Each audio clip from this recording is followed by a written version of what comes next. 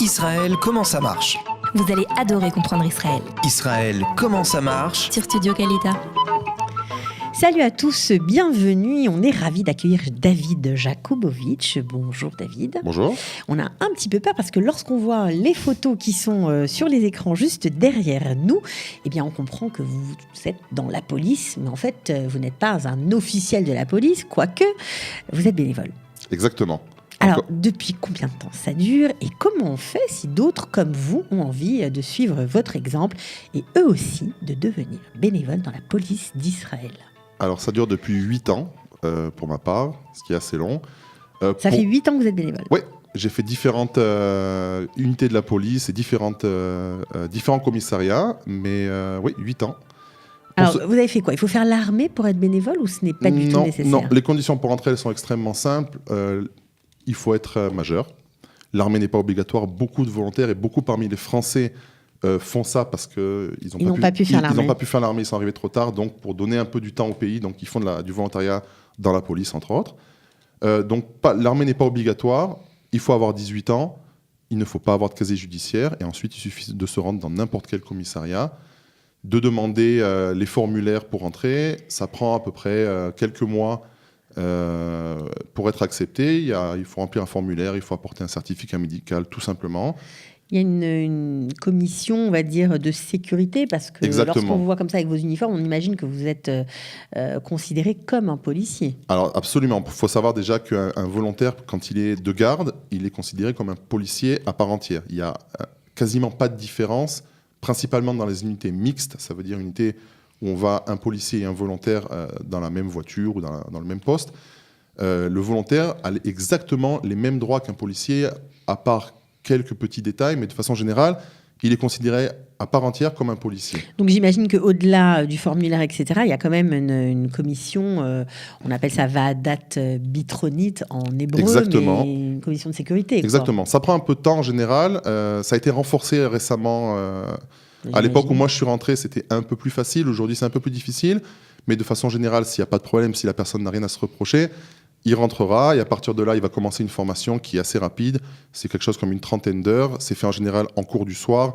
Les gens comprennent que les gens travaillent à côté, donc c'est des cours du soir. C'est ponctué par, à la fin, une séance de tir, une ou plusieurs séances de tir s'il y a besoin. Ça peut être du M16, ça peut être du pistolet. En général, ça commence par le M16. C'est très sérieux, non? Oui, absolument. On s'y croit, quoi. On rigole pas du tout. C'est très sérieux. Et à partir du moment où la personne a fini sa formation, il peut instantanément commencer à prendre des gardes. Et le reste de la formation, le reste de l'apprentissage va se faire sur le terrain. Alors, vous parlez de formation. C'est une formation qui va durer combien de temps? Une fois qu'on a été accepté, qu'on a passé qu'on a rempli les formulaires, qu'on a passé la Vaadat de sécurité, combien de temps la formation? C'est une 30aine d'heures à peu près. Ok. C'est pas très long. C'est principalement du cours théorique. Ça va de la base où on va apprendre vraiment les lois de base, etc. Ce qu'on a le droit de faire, ce qu'on n'a pas le droit de faire, savoir se comporter vis-à-vis de différentes situations. Ensuite, on va rencontrer tous les différents postes et fonctions de police. Ça va donc des démineurs à la police routière, Mishmar HaGvul. On va avoir à peu près un grand éventail de la Mishmar HaGvul, la police des frontières, pour ceux qui ne connaissent pas. Et ensuite... Il y a quoi d'autre? Des patrouilles? Oui, la patrouille, la police routière. Après, il y a des unités qui sont composées exclusivement de volontaires, ce qui s'appelle Yichidat HaTraktoranim, des jeeps, ça peut être aussi chez les policiers à cheval. Ok. Il y a aussi des volontaires absolument. Il y a des unités, la police montée. La police montée, voilà, je cherchais le nom. Oui, mais il n'y a pas de problème. Ça s'appelle Parashim en hébreu. Donc il y a des unités vraiment qui sont composées 100% de volontaires. Donc ça veut dire que si on est au Lechadash, qu'on n'a pas pu faire l'armée pour X raisons, qu'on est père de famille, qu'on est venu trop tard, ou peu importe, on peut, pourquoi pas, postuler en tant que bénévole à la police, tout simplement. Absolument. Et même si on est doué en équitation, faire partie de la police montée. Exactement. C'est chouette, ça. Il y a un très large panel de possibilités, de postes à prendre en tant que volontaire dans la police. C'est très très large et très intéressant. Comment sont vus les bénévoles? Ils sont considérés... Alors vous avez dit, il n'y a pas de différence quand on sort, etc., en patrouille, par exemple, puisque vous êtes un professionnel de la patrouille, on va dire. Oui. Il n'y a pas de différence. OK, mais comment vous êtes considéré? Ça dépend beaucoup. Alors, ce qui se passe, c'est qu'en général, certains volontaires rentrent à un âge plus avancé. Il y a des gens qui rentrent à la police à 40, 50 ans. Alors là, ça se voit, parce qu'en général, à 50 ans, on voit l'uniforme, on voit les grades, les galons. Donc, on peut deviner que quelqu'un est volontaire. Ça peut être mal vu, ça peut être des fois être considéré... quand même. Oui, ça m'est arrivé de me faire considérer comme quelqu'un qui avait du temps à perdre. Du temps à perdre à embêter les autres. C'est pas le but. C'est pas toujours comme ça, j'imagine. Non, c'est pas souvent comme ça. La plupart des gens apprécient et considèrent que c'est quelque chose de particulier de délaisser son travail, sa famille et de prendre du temps à donner à la police. Alors pourquoi vous le faites, vous ? Parce que vous avez fait l'armée, vous étiez dans le Khalavir, dans l'armée de l'air, vous n'étiez pas obligé du tout de le faire, donc c'est vraiment un engagement. Qu'est-ce que ça vous apporte ? Premièrement, je pense que c'est une satisfaction personnelle. C'est donner du temps aux autres. Je pense qu'être comme beaucoup de Olim, être quelqu'un qui est profondément sioniste. Donc, je pense pas qu'à mon petit coin, à mon boulot, à ma famille et à ma petite bulle. Je regarde aussi un petit peu autour de moi, voir ce qui se passe. La situation sécuritaire d'Israël n'est pas forcément merveilleuse, surtout en ce moment. Donc, la police est très en demande de renforts. Faut savoir quand même qu'il y a énormément, c'est considéré comme la moitié des effectifs de police, c'est des volontaires. Ça paraît incroyable. Ça paraît incroyable de se dire que la moitié de la police en Israël, c'est des volontaires. Alors, racontez-nous, puisque vous avez une forte expérience, pourquoi justement avoir choisi la patrouille et qu'est-ce que vous y faites dans cette patrouille ? Qu'on se rende bien compte. Parce que là, franchement, quand on vous voit en uniforme derrière, on a l'impression que c'est très, très sérieux. Et encore, là, c'est des photos gentilles, de choses sympas. Oui, parce que ça ne doit pas être toujours très sympa, j'imagine. Non, malheureusement, les gens se font une fois une mauvaise idée en disant je vais être volontaire à la police et je vais faire que des trucs super. Ça peut être des fois des gardes qui vont être extrêmement ennuyantes, où il ne va rien se passer. Ça peut être aussi se retrouver à des situations qui sont extrêmement désagréables. Comme quoi, des accidents de la route, des attentats ? Alors, par chance, les accidents de la route, j'ai pas eu l'occasion de m'y retrouver. C'est principalement la police routière, mais se retrouver face à des décès, face à des gens qui sont dans des situations extrêmement problématiques. Ça m'est arrivé de me retrouver avec des gens où on a envie de pleurer quand on voit la situation. C'est pas forcément toujours agréable. Après, il y a évidemment le côté sympa, adrénaline, qui lui donne la motivation de continuer. Alors, mais pourquoi avoir choisi la patrouille, justement ? Simplement parce que c'est ce qui serait l'équivalent de police-secours en France. Les patrouilles, ça donne tout l'éventail des possibilités de la police. Ça veut dire que quand quelqu'un qui est, je sais pas, dans les gardes frontières, il va faire que ça. Alors que les patrouilles font tout l'éventail. Ils touchent à tout. C'est-à-dire ? Ça veut dire que je peux faire une intervention qui va être considérée comme Mishmar Gvul, donc me retrouver à une situation sur l'extérieur de la frontière d'Israël. Je peux me retrouver sur un accident de la route, je peux me retrouver sur un incendie, sur un feu de forêt, sur vraiment tout et n'importe quoi. Ce qu'on appelle le siour, il touche à tout de la police, du déminage, accident de voiture, vraiment, ça touche à tout. Quel a été le moment le plus difficile pour vous ? Depuis ces 8 ans, vous êtes bénévole au sein de la police. Je me suis retrouvé sur une personne qui s'est noyée, un jeune de 21 ans qui s'est noyé par accident. Et on est arrivés les premiers sur l'intervention. Et on est partis les derniers. C'était une très grosse intervention. Et je me suis retrouvé à devoir aider les gens à sortir le corps de l'eau. Ça a été extrêmement difficile. C'était quelque chose. J'avais déjà été en contact avec des gens qui étaient décédés, mais généralement, ce sont des personnes âgées et des décès naturels. Mmh. Là, se retrouver face à quelqu'un de 21 ans, et c'est moi qui ai dû ramasser ses affaires personnelles, son téléphone, ses vêtements, et qui ai dû les ramener à sa famille. Ça a été un moment qui a été extrêmement dur pour moi. Ça m'a beaucoup, beaucoup marqué.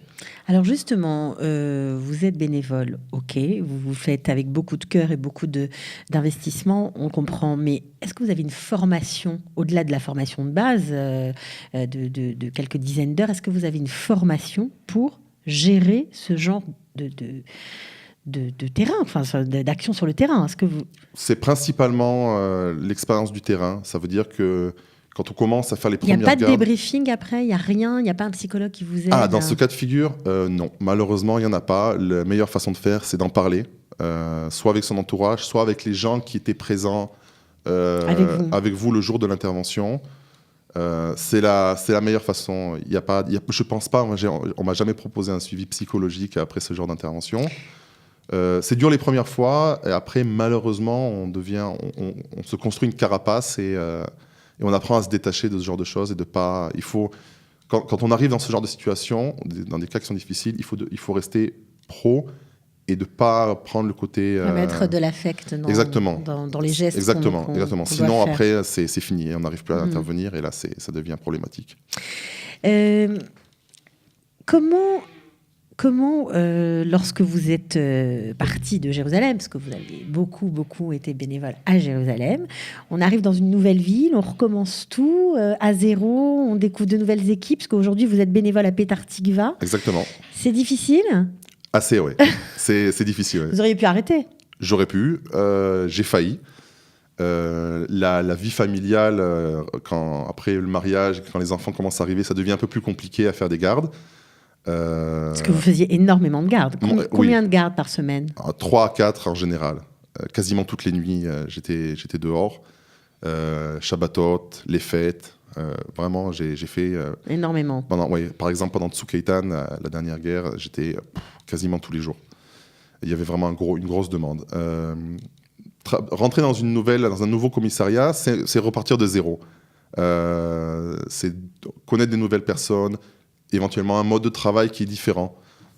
C'est un peu repartir de zéro, mais on s'y fait. Les gens en général sont plutôt accueillants et rapidement on se fait intégrer et ça se passe en général très bien. Bon, alors il y a une chose dont vous ne nous avez pas parlé, c'est le niveau de langue exigé, l'hébreu, parce que j'imagine que vous devez faire des rapports, vous devez quand même écrire ou lire l'hébreu.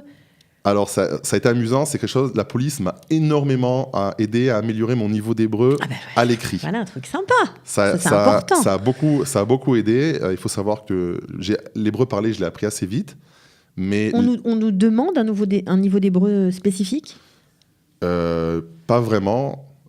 Moi, j'ai connu des gardes au tout début où à la radio, on discutait en français. Alors que tous les policiers qui sont sur la même onde entendent. Ça nous est arrivé une fois ou deux. Connection. Exactement. C'est dangereux. Hein. Oui, c'est assez bizarre. C'est pas quelque chose qu'on est censé faire. Il faut quand même parler un minimum d'hébreu. Quelqu'un qui parle pas l'hébreu, il se fera pas accepter.